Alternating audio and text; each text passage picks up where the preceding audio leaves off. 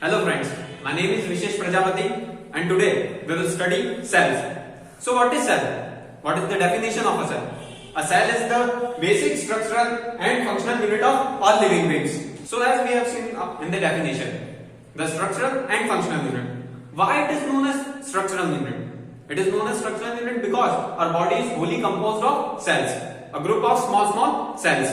Okay, then let's move to the functional part. Any kind of function we perform in our daily life, like either we are moving, any kind of locomotion or eating, any kind of function, they are all because of cells. That function is performed by the cells only. So that's why it is known as the structural as well as the functional unit of the part. Now here one question arises, that who discovered the cell? So cell is discovered by Robert Hooke in 1665. As I told you, that it is the smallest individual unit of our body. What does it mean? Why it is known as smallest individual? See, when a group of cells come together, it forms a tissue. When a group of tissues come together, it forms organs. And when a group of organs form a body. So that's why it is the most smallest unit of our body. We can't see it through our naked eyes. It can be only visible under microscope. Now let's move to the another topic, that is cell theory. So who has given the cell theory? It is given by two German scientists, that are Schleiden and Schwann. They stated in their theory that cell is the basic of all structural and functional unit of a living beings. Okay, later Rudolf Virchow had added one more phrase to this cell theory, that is all cells arise from pre-existing cells. That means cell used to divide. This phrase means cell used to divide. So here one more question arises, that why does cell divide? They divide to replace old and worn out cells. As we can see here, a cell which divides is known as parent cell and it is divided into two cells. These offspring cells are known as daughter cells. Cells divide throughout the entire life of any living organism. So we can divide cells into two types on the basis of their nucleus. First one is prokaryotic, second one is eukaryotic. What are prokaryotic cells?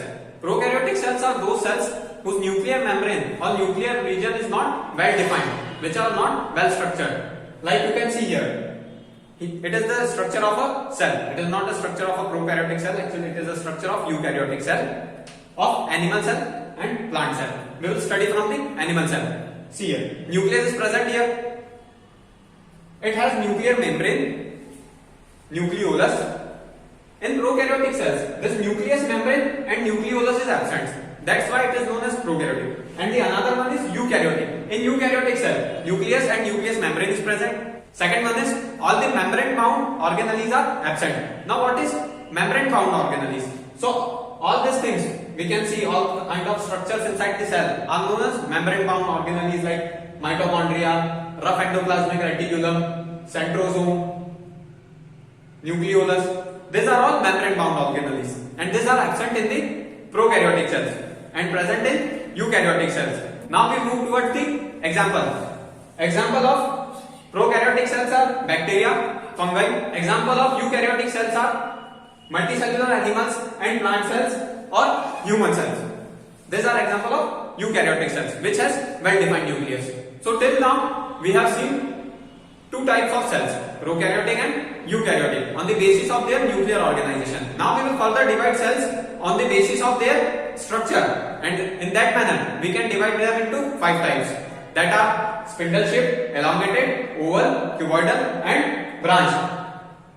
Spindle shaped. In human body, in human cell, spindle shaped are muscle cells are the examples of spindle shaped cells. Elongated, it's a thread like. Its example are nerve cell. Oval shape, you can guess, that's red blood cell. Then comes cuboidal, that is germ cell. What are germ cells? Germ cells are the reproductive cells. Then comes branch are osteocytes. Osteocytes are the cells of bones. Bones are made up of osteocyte cells. It's the name of bone cells. There are some irregular cells also, which shape is irregular. For example, amoeba, paramecium, they are irregular in shape. Then here comes the size of the shape. We can divide cells on the basis of their size. First one is mycoplasma, the smallest cell exists till now. The smallest cell is mycoplasma. The largest cell is egg of ostrich. Ostrich is a bird, if you know. Then the longest cell is nerve cell, present in human. So here we have made and structure of typical cell, animal cell and plant cell. These both are multicellular cells. Okay. Now here question arises that what are multicellular organisms and what are unicellular organisms. Multicellular organisms are those organisms which are made up of more than one cells, like humans, plants. They all are multicellular organisms. And unicellular organisms are those which have only one cell, like paramecium, amoeba. That are example of unicellular organisms.